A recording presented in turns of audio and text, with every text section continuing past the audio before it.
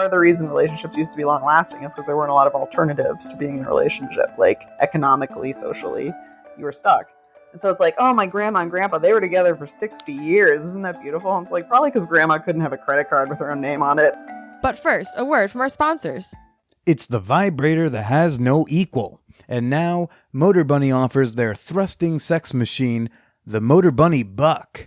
Enjoy a fan whore discount at manwhorepod.com/motorbunny or use promo code manwhore at checkout. Now let's get to the show. Welcome to the Man Whore Podcast.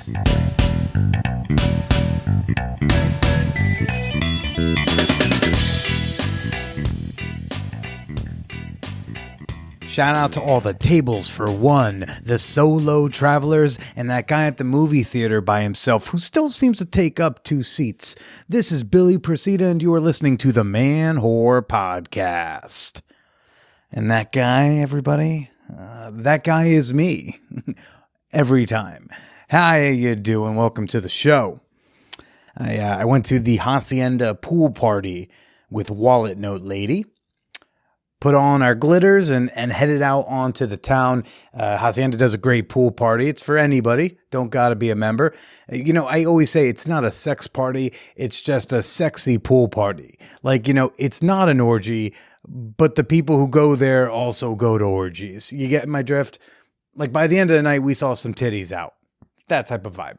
Anyways, we go to this indoor heated pool party, but first we had to go to dinner, and we're going up 8th Avenue, and I see this older blonde woman who looks very familiar. And I realize I clock her as my 7th and 8th grade math teacher. I'm going to call her Mrs. Mound. And I stop and I stare at her, and she catches me staring at her, and then she starts staring at me. And I say, do you know who I am? Which I have now been told is not the way, is not an acceptable way to posit that question. I was told it's very narcissistic and very Billy Senior of me. What, you don't know me? No, I'm Billy Procida. I've read 3 books my entire life. I own a company. You don't know me? She squints at me and she says, Billy Procida? The other teacher, who is looking peak Real Housewives of New Jersey, so I'm just going to call her Beverly Frankel. And Ms. Frankel, she was like, oh my God, Billy Procida. I'm like, oh my God, hello, Mrs. Frankel, Mrs. Mound. And turns out they were there for like another teacher's birthday party. And then that teacher, she comes out. There's a Spanish teacher. I'm just going to call her Mrs. Spanish teacher. Mrs. Spanish teacher is looking at me like you look familiar. And the other two, they're going, come on. Do you know who this is? Do you know who this is?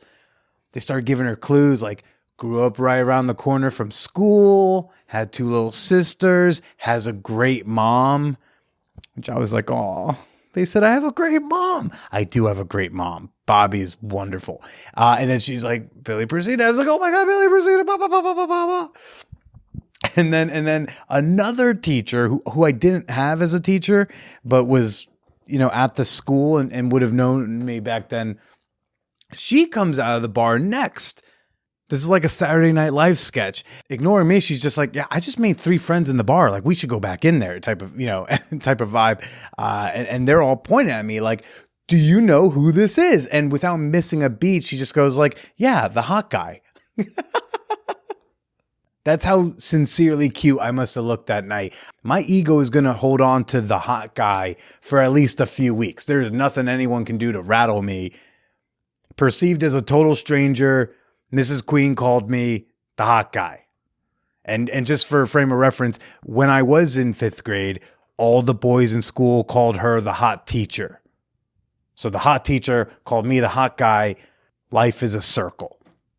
We had like a little quick catch up that, you know, they were in town for a drag show and they had to lean in and whisper it and giggle when they said so. They were like, we're in town for a drag show. They were like, we learned how to take an Uber to the city. And but it was really nice to see him because, you know, this is a teacher. Mrs. Mound was a teacher who really fucking saved my ass back then. You know, I got bullied a shit ton back in the day, and her friend Katie, who was not present, you know, they really looked out for me for a couple years.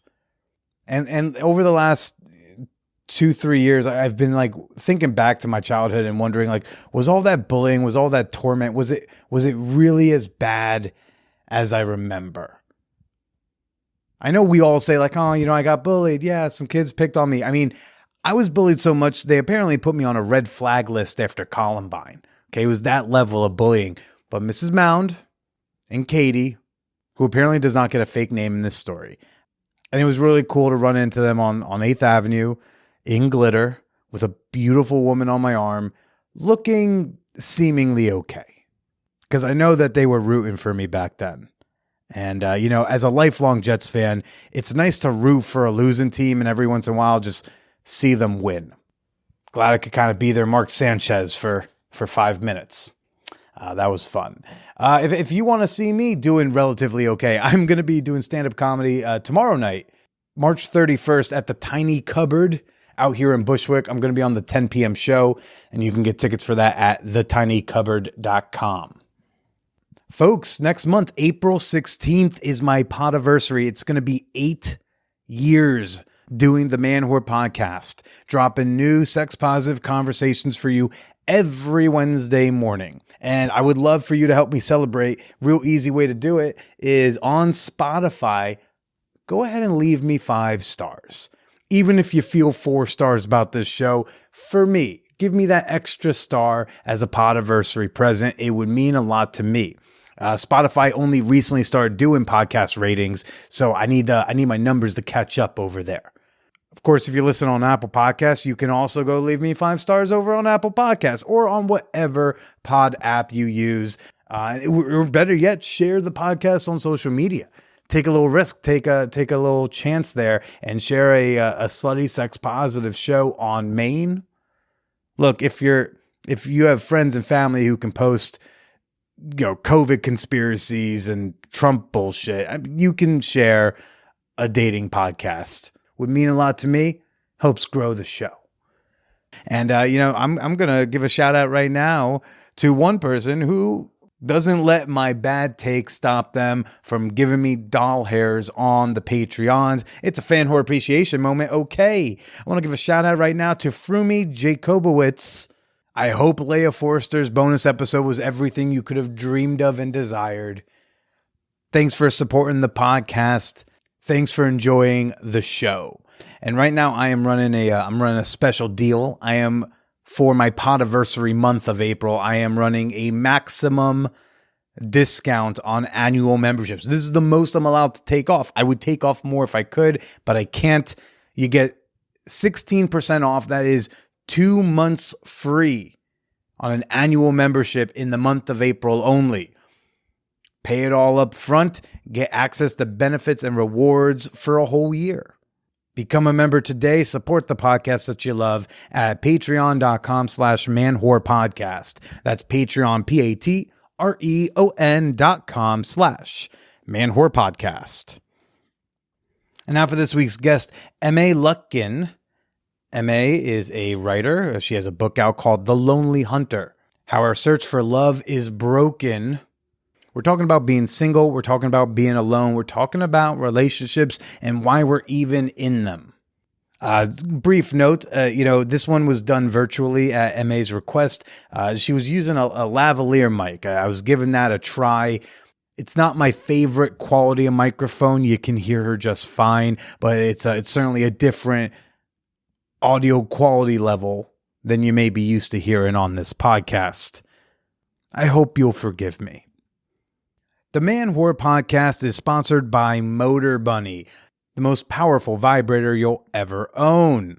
I've talked for many years about my experience with the Motor Bunny Original, and I've even alluded to the Motor Bunny Buck, which is their hybrid thruster vibrator. But did you know that the Motor Bunny has the Link wireless version where you can control the Motor Bunny from your phone? Yes, they even got an app so you can control the buzzes and the twirls from afar or from across the room. And the Motor Bunny is going to hook up Fan Whore Nation with a very special discount, $50 off your Motor Bunny when you use my promo code MANWHORE at manwhorepod.com/MotorBunny. Yes, you got to go to the URL, manorpod.com/motorbunny. Get your special fan horde discount and honestly change you and your partner's sex lives today. Motor Bunny is a bit pricey, but don't you worry. They do offer financing, which I recommend everyone do, if only so that you can purposefully miss payments so you can have a very awkward Repo Man experience several months down the line. I think that's worth fucking with your credit over, you know? I think it's worth like a 150-point dip in your credit so you can look a man in the face as he tries to explain that he needs to confiscate your fuck toy. Or, you know, have no fun and just pay the whole thing off like a normal person and get your fun from the vibrations. Anyways, everybody, manorpod.com/motorbunny. Now let's get to the show. I know. What is life except content? Absolutely. Just life is content. What am I going to do? Sit down and create something out of thin air every week? No, Whoa. absolutely not. That sounds very difficult. So, I mean, the obvious first question I have is, so you dating? I actually have lately felt I don't have the energy for dating because the truth is that I've had a lot of casual encounters with people. I think I've definitely had casual sex where like the memory of it is really fun and I'm glad I have that memory. But after a while, it kind of all starts to blend together. It starts to feel very samey because you never reach a deeper level of intimacy in casual encounters, at least for me. Yeah. And I'm kind of at a place where I want to be in a real relationship with someone, but I also like am so busy. I have so much going on and my enthusiasm level isn't where it needs to be at to make that happen. So I think it's just not the time. I don't know. And there's something about it that to me had began to feel very transactional, where it's like, okay, you do the thing I want you to do, and I'll do the thing you want to do, and we're both getting the things we want, but it's not a real like connection, or I don't know, it's not about the person, it's about you each like taking what you want from the other person, and I didn't really like that feeling. Yeah. I mean, if you want to be transactional, you just go buy batteries. Yeah, pretty much. Right? Like that can solve the problem. But I'm not down on casual sex. I think it can be really fun and healthy and there's nothing wrong with it. But it's like when you're not in the place where that's what you want, it's like an energy suck, I think. Yeah, no, absolutely. I was surprised to hear that you do still want a like committed relationship though. I thought the whole conceit of this book, The Lonely Hunter was, hey, I give up. I tap out. I love me. I think the conceit of like how it was promoted by Times UK is that they kind of like gave it a title and gave it imagery that made it seem like I'm so thrilled with being single. I actually feel very neutral about being single. I don't think it's a moral thing, like good or bad. I don't think you have to feel one way or the other about it. And the truth is I feel differently about it at different times. Like I see people in relationships that I would dread being in, and I feel grateful that I'm not like enmeshed in that. And I see opportunities I wouldn't be able to take if I were in a relationship, and I'm grateful that I can do that. And then there are times when I'm like sad and I wish I had someone to cuddle up with. And then there's a lot of time where it doesn't really matter. Like it's not really a part of my active daily life. Like where I'm thinking, oh, I'm single. Whoa. Or like, yeah, I'm single. It's just neutral. Well, I am here with Aimée Lutkin, the author of the new book, The Lonely Hunter, about being single, about like accepting loneliness, it seems like. Well, the book itself is sort of like this story about how I was at a point in my life. I was in my early 30s and I hadn't dated anyone in 6 years. And I kind of had come to this place where I assumed I might never date anyone again. And I kind of tried to talk to some friends about it, and they had this very outsized reaction. It made me very upset, kind of almost more upset than being single, was that I couldn't talk about being single except as this like temporary state. Like if you're single, it's always like a period of waiting until you finally get to be in a relationship. It's not like a valid situation to exist. It's a problem. It's a problem we all need to solve. We all need to jump in at the dinner table and throw solutions at your face. And you're like, you could just mind your fucking business. Well, it's like, I mean, they could mind their business, but also like, couldn't I talk about it without it feeling like attacked? That's kind of how I felt. I felt like I had to insist that I was still looking. And if I said that I wasn't looking, I was like giving up in a way that was like unacceptable to them. But I kind of responded to it by writing this essay for Jezebel, and it went viral. And the essay is just sort of about like, when can I say I'll be alone forever? When can I like actually say that and have it be an acceptable thing to say? And not something to push back against, not something that's really sad. It's just like the reality.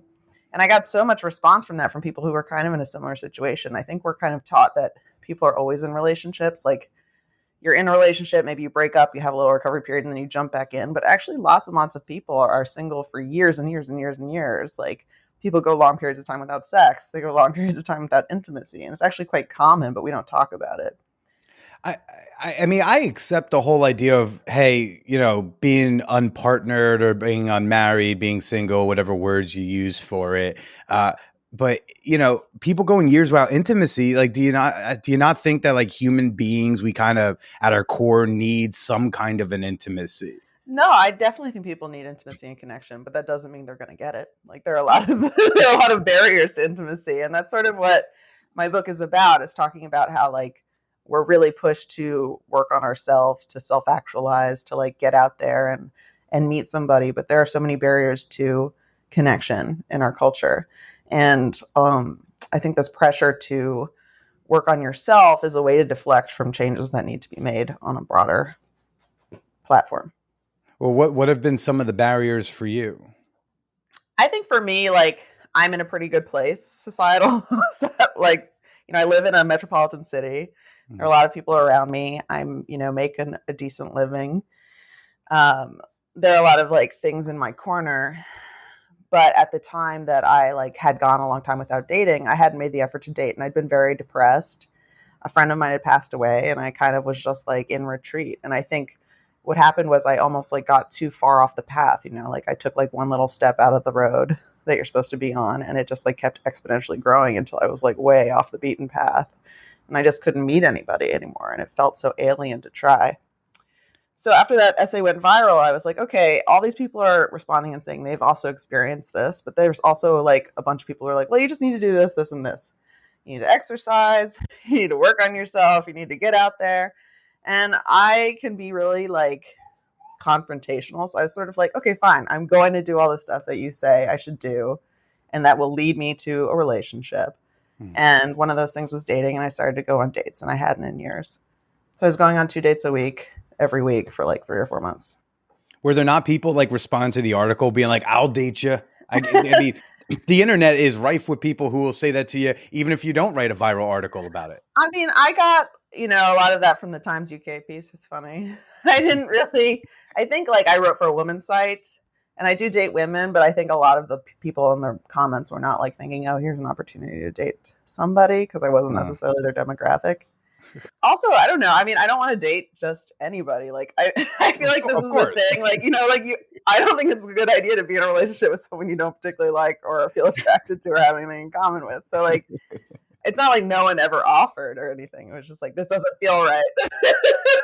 What was your first relationship? When was that? Like, in my entire life? Yeah.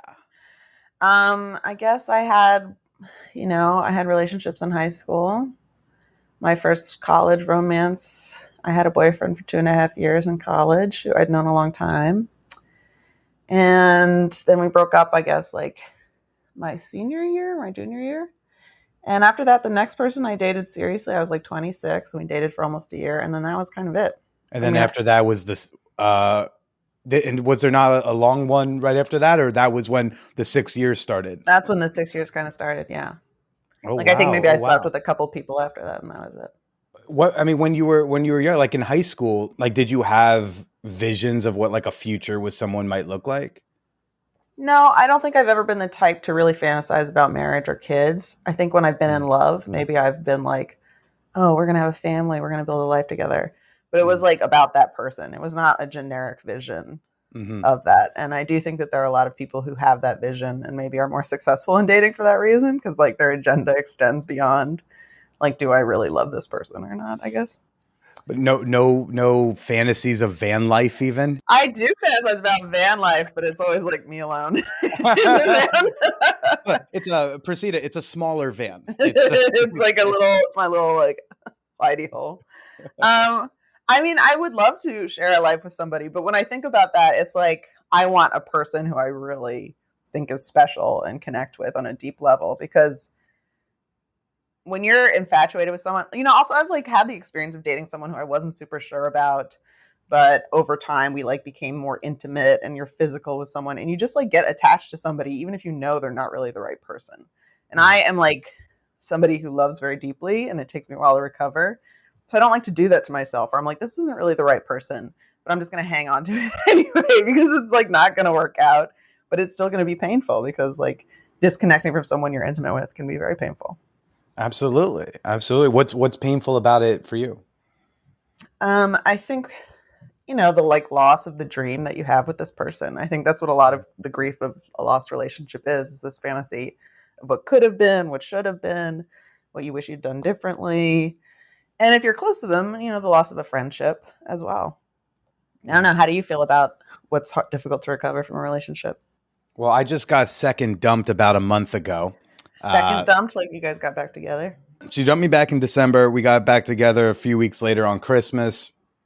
And then she dumped me again in early February. And then like immediately regretted it and was like, no, I made a huge mistake. But then I was like, I need some space. I need to recover. But, when you say the loss of like a vision of a future, that was a huge thing for me. Because like with this woman, we call her Wallet Note Lady on the show. She has always wanted the kids to build a life, to build a family. Mm-hmm. And I have never thought about kids because I'm a professional comedian. I can barely afford myself. Right. So like, I've just never thought about like, oh, like let's bring another human in. So it's not like I was against it. I've just never been in a situation where I had to think about it. And then I fell in love with a woman who definitely 100% wants to have kids, whether by herself, with a person, whatever, but that's in her future. And I had to really think about that. And then I'm into it, but kind of how you said before, it's like, I'm into it with her. Like none of my exes have I been like, ooh, one day I could see myself having I've never fantasized about having a family with any of my exes, but with this woman, I see this like whole life. And if it doesn't work out with her, then the life is a very different life that I envision for myself. So when the first breakup was the toughest one, because I was like, wow, there's an entire life. I'm not just losing her. I'm losing an entire way of life because I don't see myself pursuing that with somebody else. Yeah. Only with her. Yeah, I completely understand that. I think I don't know.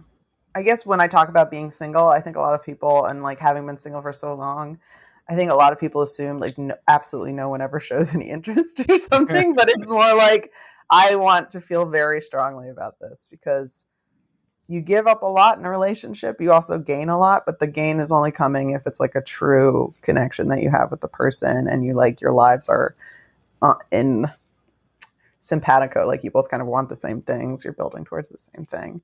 And if you're not, it's just like it's a real burden after a while because you keep struggling to make it be this thing that it can't be. Mm-hmm.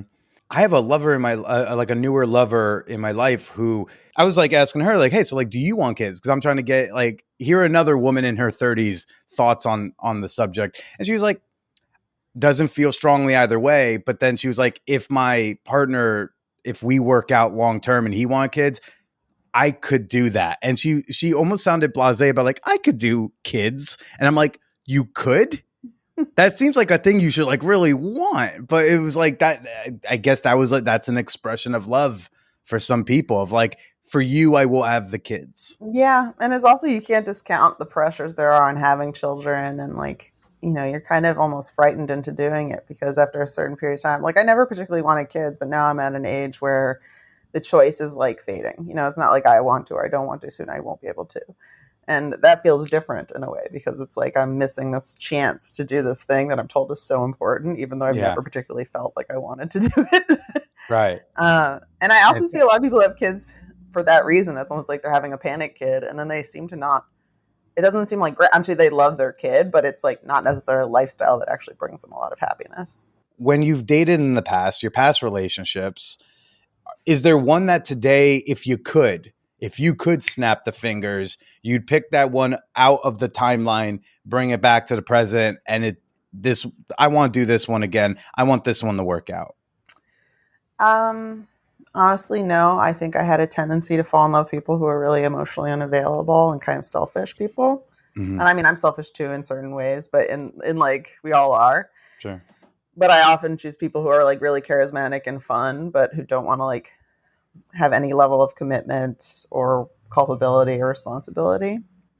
I think the person I most recently dated, I wish that I could have dealt with that relationship differently. It was like the first person I dated after we all got vaccinated, and I'd known him a really long time as like acquaintances. We'd met like 10 years before, and then we matched on a dating app and started dating. And I did really, really like him a lot, but he had just broken up with somebody, and like, you know, all the signs were there that he didn't want commitment. All the signs were there that he wanted to date around a lot. Like he had like a giant vase full of condoms next to his bed, like kind of ridiculous shit. That's so tacky. And it was also like a thing where I was like not really sure, but then I gradually grew to like him a lot.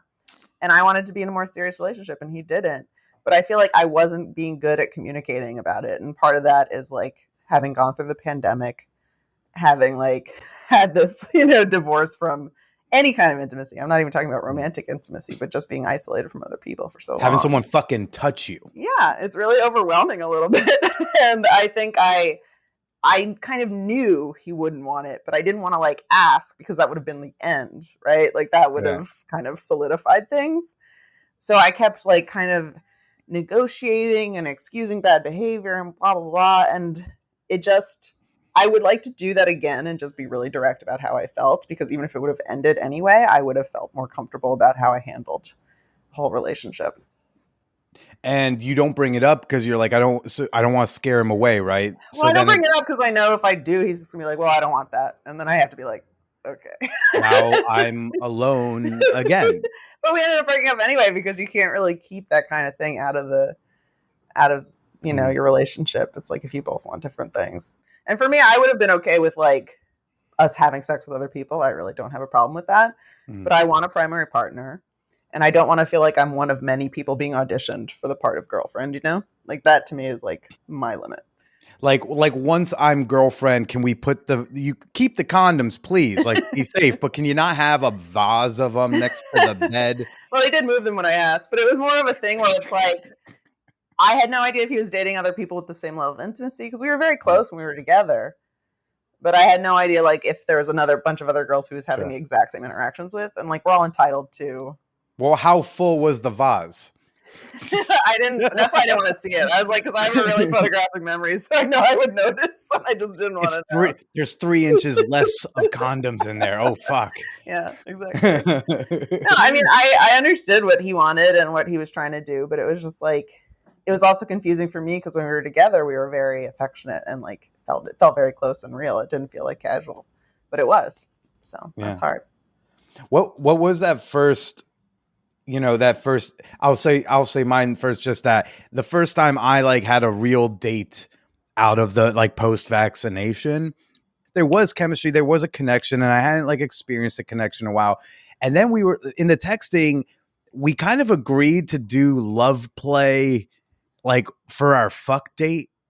Like we knew it might be a more of a sexual thing.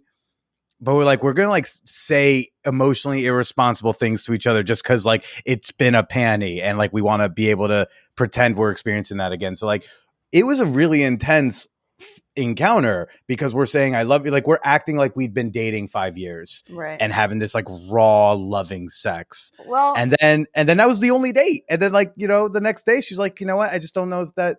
Right. I love that. That was a really fun night, but I don't think we're going to date long term. Well, I think about that story is that there's communication there, right? Like you guys discussed it, you made a decision, and you both were on the same page. Like, yeah, I didn't bend her over and say like, I love you so much. And she's like, what? No, she wanted something, and you guys like came to an agreement. I think that's healthy. Right. So what was that first time just being with someone you don't have to go into graphic detail, but just like, somebody touches your fucking shoulder for the first time. It's like, are you shuddering? The sex stuff, I don't think necessarily was that. It was more like lying in bed together, holding each other. That stuff was definitely emotionally overwhelming. I think there are a lot of like chemicals that are released in your body with that kind of intimacy that are a little different from like sexual excitement. It's like OxyContin, this like feeling of connection that's deeper. And it's kind of addictive. It's oxytocin, sorry. I always say the wrong one. And It Both takes a get you lot. nice and hot. Both are sweet as hell. But it takes a while for that to leave your system. Like I remember after we broke up, I was having like a physical reaction to it. And I knew that like I lost like 10 pounds in a week. And it was just because it was like my body was detoxing from these like intimacy chemicals. And I could almost be objective about it to a degree because I was like, oh, this is like your body wants more of that chemical you've been getting from this experience. And you can't have it anymore. So you're cut off. What's up, people? How are you digging the episode? Are you liking Aimée? Thinks you'll be alone forever? Hundreds of whoreheads are waiting to find out what you think in the champagne room. But I get that sometimes you need a prompt to start off the conversation. You got so many things to say, you don't know where to start. So here is your episode icebreaker. Open Discord on your phone right now. Yeah, go ahead. Come on. Take it out. Or, hey, or you can go visit manwhorepod.com/Discord, right? And share your answer in the episode discussion channel. You got it open? Come on, I'm being patient, but let's go. I want to get back to the show, okay? Come on, you ready? All right, you're in the episode discussion channel? All right, here we go. What is the silliest reason you stayed in a relationship? What is the silliest reason you stayed in a relationship? I'll tell you mine right now. I slept with someone a little longer than I want to because she had air conditioning and I didn't. Yeah, I'm not proud of it, but it's the truth. I was 23 and cheap, and I'm so sorry. I probably owe her an apology one day. But hey, now it's your turn. Go to manwhorepod.com/Discord. Tap on the episode discussion channel to share the silliest reason you stayed in a relationship. All right, you silly goose. Let's get back to the show. Your book is obviously about loneliness and being with oneself. How's your family feel about that? They don't care, I don't think. I mean, I think Really? they both, my parents probably want me to have someone who I feel, happy with and like have that experience. But they've never been super interested, I think, in the idea of me getting married or having kids necessarily. They're not very traditional people. I mean, they're both like artists and they're divorced as well. And, it's like, that's just never been a part of their culture, I guess. Or like they rebelled against their parents and so they don't feel any need to ask me to do those things. How old were you when they got divorced? 7. What kind of like, do you have like early, really young memories of them together as like anything that would give you an idea of like what a relationship was quote unquote supposed to be? Or like by the time you're forming memories I'm sorry, can you repeat that? Like what about their relationship? What did that teach me about relationships? I edit this thing and I go like, Billy, the fuck are you trying to say here? It's like, what if you transcribe me asking a question, it looks like a Donald Trump speech where it's like, it's a lot of like 3 words starts to a sentence that never finishes. And then you're like, what is he trying to say here? I think, is he okay? Do we need to call somebody? Is there a 25th Amendment for a podcaster? I don't know. So the question would be, did your parents set any sort of did you learn from your parents? See, it starts a lot. I start 12 questions. Did you learn anything from your parents, like as a young kid about like, oh, that's like what a marriage, that's what a relationship might look like? Well, they had a bad relationship, that's why they got divorced. They're really different people. And they also both came, I think, from families that were abusive in different ways. And even though they themselves were not like physically abusive and, it's traumatic to have abusive family and it makes you weird and it like makes you damaged in your relationships. And so it was very hard for them to like connect to one another after like the blush of the relationship wore off. So they fought a lot and it was a really contentious custody battle. So I think it kind of like maybe just like impose this idea of the precariousness of love and like relationships. It's a really delicate thing. Mm-hmm. And I do think that there's some truth in like part of the reason I'm not in a relationship is that I didn't witness a lot of healthy ones growing up. Like I think that's a real thing. But I also don't see that many that I think like admire or want to have now as an adult amongst other adults. Like, a lot of them don't look that great to me either. So I don't know if that makes a difference. Were your parents like in love? My parents separated and got back together 5 times before they actually got divorced. Wow. Did your parents end up like remarrying or getting like steady partners after that? Yeah, my dad remarried about I think when I was like 21, so it was like quite a while ago now, and they live together still in Michigan. And then my mother has been with her boyfriend, since I was like 8 or 9, and they're not Oh, remarried. wow. They're not married, but they've been together a really long time. As a kid, like, did you ever find that odd or strange that like mom was with this man for an extended period of time and not married? Well, she's on SSI, and one of the issues with being on SSI is if you have a disability, if you get married, your partner's income is counted towards your income. And so Okay. they take you off SSI. And So you were learning tax code at a young age. You were 12 I years. think this is like a very interesting thing because a lot of people don't realize this about people with disabilities, which is like, so yeah, you are almost like it's not marriage equality. Like you're legally unable to get married without like ruining your life because the SSI is also connected to her health insurance. So if she loses that, she also loses all this medical care she really needs. That's really fucked up. But that's why they never got married, partly. You're on the playground be like, Aimée, like, why are they not? And they're all calling you Aimée because they haven't figured out the accent thing. So, but they're like, Aimée, like, why aren't your parents this? And you'd be like, no, you got to always file separately. And they're like, what are taxes? I grew up in New York, so I don't think anyone was like, why aren't your parents married? I don't think anybody cared about that. What were the things you liked or wanted? What did relationships give you when you were in them? Well, I think my first really, I don't know, like when does it start to count as a relationship? Because I feel like when you're a kid, you're still figuring stuff out. Like I had a few boyfriends in high school. I wouldn't say I was necessarily getting something out of the relationship except the fun of dating as a high schooler and like being infatuated with somebody, right? It's not like I'm building a life with them.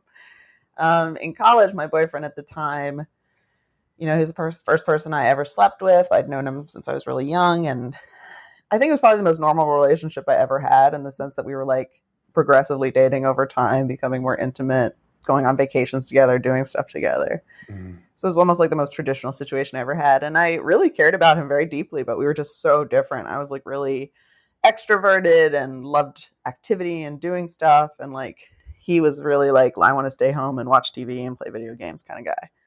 But and it was just like never gonna, like, I was also really high strung as a teen and young adult and slightly now, but he was like really even keel.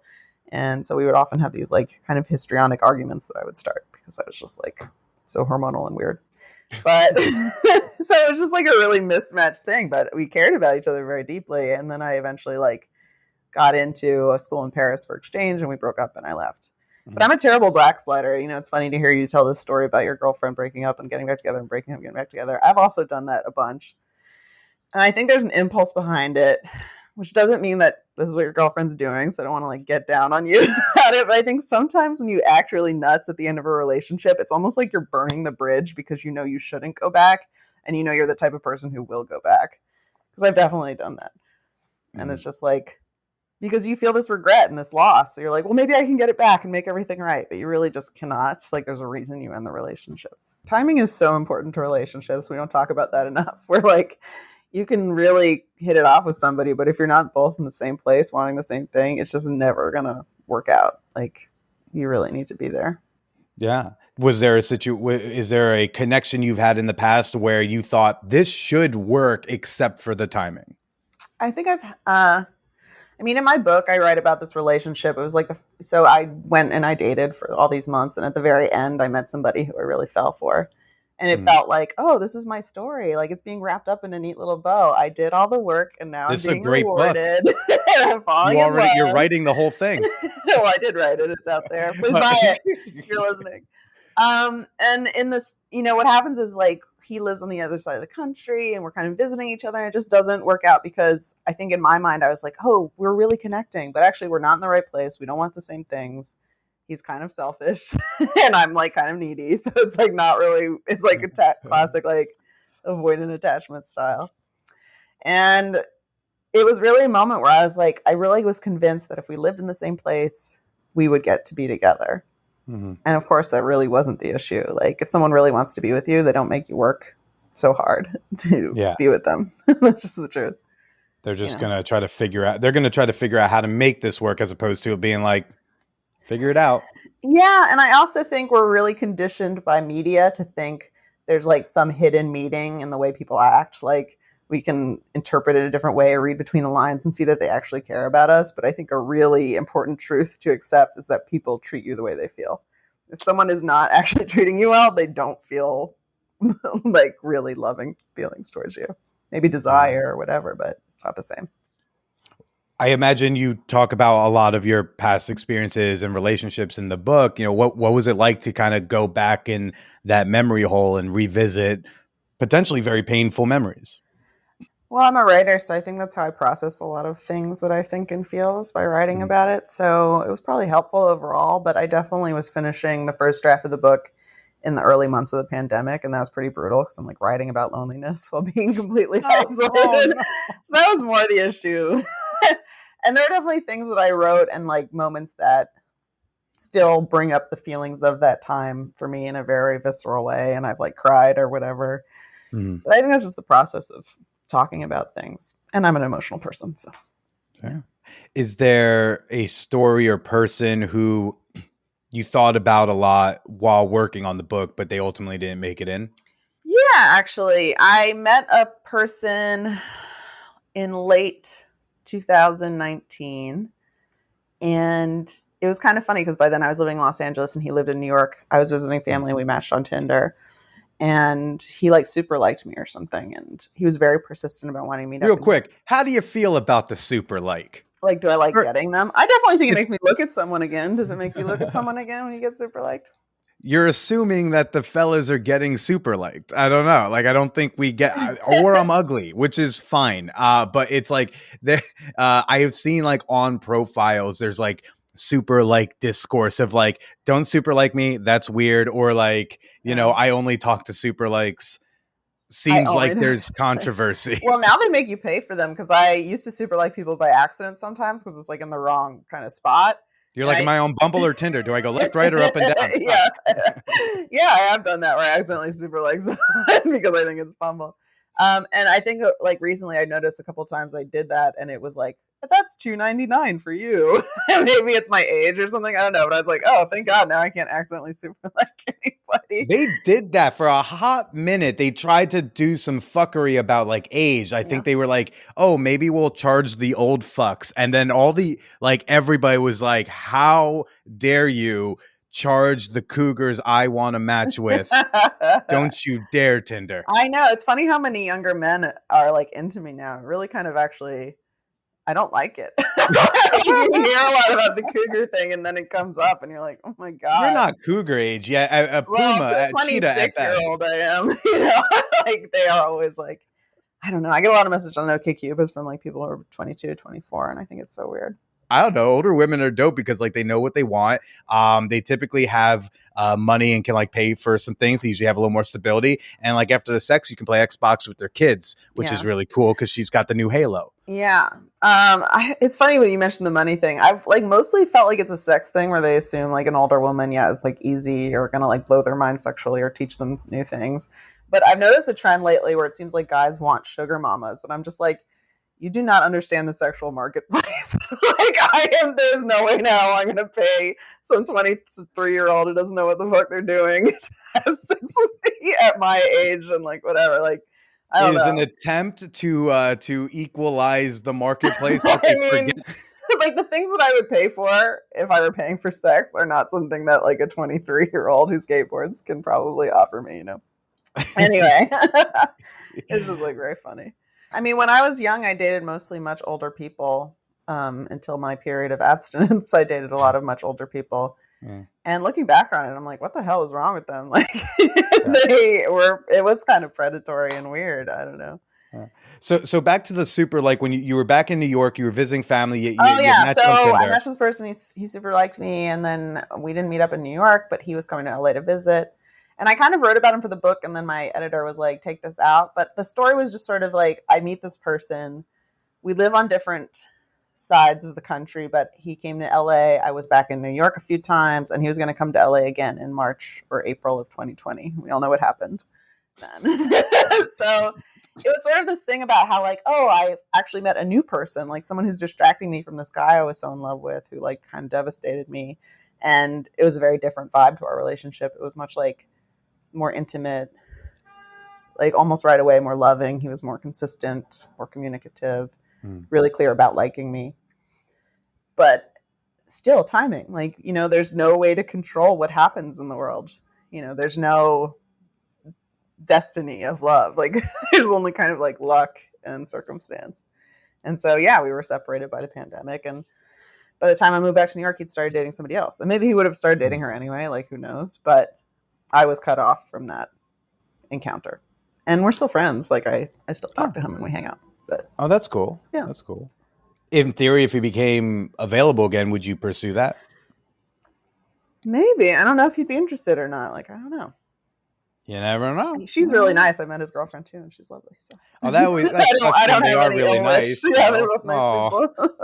You know, it's hard when like the new person is nice because you're like, well, I mean, I don't. If you care about them, you want them to be happy, and you're like, oh, well, this is like a person who will make you happy. Oh well, okay, Yeah. fine. Yeah. I mean, there are a lot of people out there who we could match with. It's just like a matter of finding them at the right time. Sure. How do you handle heartbreak? I don't think I handle it very well. I have a tendency to like ruminate on things and like go over it again and again in my head to a degree where I'm like, I don't know that this is really about the person. It's more about me, like processing rejection. But I kind of feel like that's okay. I think I used to feel ashamed for having strong feelings and like taking a long time to recover from strong feelings. But my philosophy now is like, as long as you're behaving well and not treating anyone badly, you can feel big. It's okay. Like that's not, you shouldn't have to be embarrassed because you love deeply. Do you feel like you have learned by now better ways to handle the heartbreak? Like, do you have like if somebody asks for tips, like I imagine when you have a book, people are like, you write a book about anything, even whether it's a comedy book or a serious book or a research book, people will automatically treat you like an expert. So it's like, I don't know. I got to imagine people are like, hey, got any breakup tips? No one's asked me about breakup tips. They mostly ask me like what to do if you feel lonely. I think breakup tips, I really think the only thing that gets rid of it for me is time. Yeah. And like the distraction of doing other things. And often, after I broke up with that guy post-pandemic, I was like so manic. I was going out every night. I was partying. I was like just constantly socializing because it was the only thing that kind of alleviated my thoughts about it. I still felt bad, but it helped a lot just to be around other people and doing new stuff for sure. Mm-hmm. So with a book like The Lonely Hunter, can you explain the title? Because I don't get the hunter part. I totally got the lonely part. I was like, I have an idea what this book's about. The hunter, I'm like, what? Well, the title kind of comes from this poem that is about death, basically. I mean, the poem, when I first read it, I didn't really interpret it as death, but now I kind of understand better what it is. But it's like kind of this person talking about having lost somebody and deciding whether or not to stay with them or to go out into life and to live life. And like later I realized that they're talking about whether or not to commit suicide or not. So it's much darker than I intended. But, I got you. But it's like, sure. I got a great title for a book. And they're like, yeah, sure. And then like after you have it physically in your hands and you read the poem again, you're like, oh no. Well, I kind of think it still works because like the phrase is like, deep in the heart of summer, life is sweet to me still, but my heart is a lonely hunter that hunts on a lonely hill. And so they're talking about how like I can go out and I can live life, which is golden and beautiful and happening right now. But there's a part of me that's like on this hill where the person I loved is, and they've died. And should I go be with that grief in that morning? And I think that's a decision people are making all the time. Like, do I stick in the place where I'm like psychologically stuck in my grief and my sadness and like being sad about the stuff I don't have, like a relationship? Or do I finally get my ass out there and enjoy the golden days of summer, being alive? And it's a hard choice sometimes. It's a very important lesson to learn, though. Yeah, I hope I do someday. Yeah. But you write a book about loneliness. Have you thought about like what happens if you do meet someone and end up in this long committed relationship? Do you have to write a new book? I don't think I would write a book that's like I was wrong because I could meet somebody and we have a great beautiful relationship and it still fucking ends. Like there's really, and that doesn't mean it's a failure. It's like a relationship can end and still be a success. I think we have this idea that relationships last forever, but part of the reason relationships used to be long lasting is because there weren't a lot of alternatives to being in a relationship, like economically, socially, you were stuck. And so it's like, oh, my grandma and grandpa, they were together for 60 years. Isn't that beautiful? And it's like, probably because grandma couldn't have a credit card with her own name on it. That's what you do with it. I mean, I fetishize about a relationship that long. I I feel like I'm running out of time to be with someone for 50 years. Yeah. Like, I would love, I'm a big loyalty rewards whore, you know, like I go to AMC because I want to get my points. I want to build up. I want to get my I want my free tub of popcorn every whatever many movies in a long relationship. I don't know. Just, I love the idea of a long, steady thing. But I do agree with you that, yeah, we do put the success, you can have a successful one night relationship. Yeah. And you can have a successful 50-year one. Yeah. I just happen to want to have a 50-year one. Yeah. I mean, and I don't care if the credit card's in my name or not. Just give me the ring and I'm good. I just can't conceptualize what a 50-year relationship would be like. I don't not want it or want it. It's outside my scope of understanding, you know. I haven't really even had a longer than 2 or 3 year relationship ever, so I don't know. Sure. I long to celebrate a 2-year anniversary. I've never done it. For you. Well, thank you, Aimée. Thank you. Well, Aimée, thanks for chatting with us about you. Thanks for bringing some fun levity to such a lonely, sometimes sad topic. Well, I mean, what you asked about writing a second book if I met somebody. The thing is, I'm writing about this topic just because I've had this experience, and I know a lot of other people have, and I think talking about it really helps. And having language and discussion around it instead of like shame or forced positivity or whatever. But that doesn't mean I think I am incapable of love or incapable of being in a relationship. It's just like, this is not the time that it's happening. Sure. Well, if people want to read more about your experiences and read more about loneliness, where can they go to find you? Where can they find your work? Where can they get your book? Well, they can get the book pretty much anywhere. I've seen it in a lot of tables and bookstores. You can order it online. The Lonely Hunter, How Our Search for Love is Broken. I'm on Twitter at @Lutkin and on Instagram at @Lutkin. I like to mix things up to be confusing. And that's pretty much it. You can read more of my work on AimèeLutkin.com. Fantastic. Well, thank you again. And why don't you go ahead and say goodbye to everybody? Bye, everybody.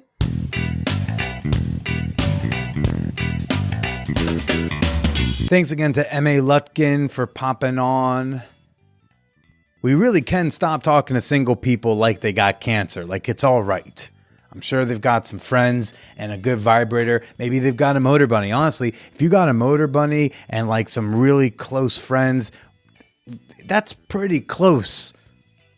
Like, I think that's most of what you need right there. Like, you're really 80% towards the goal, and that's closer than most people get in their entire lives.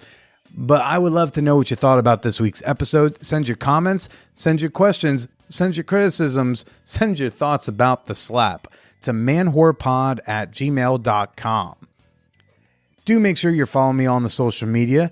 My main hotspots are on Twitter @TheBillyProcida, Instagram @BillyIsProcida, and OnlyFans @CallMeBilly. Links to all those in the show notes. I like to keep y'all on your toes with the different handles. And don't forget to pop on into the Champagne Room, our Discord server.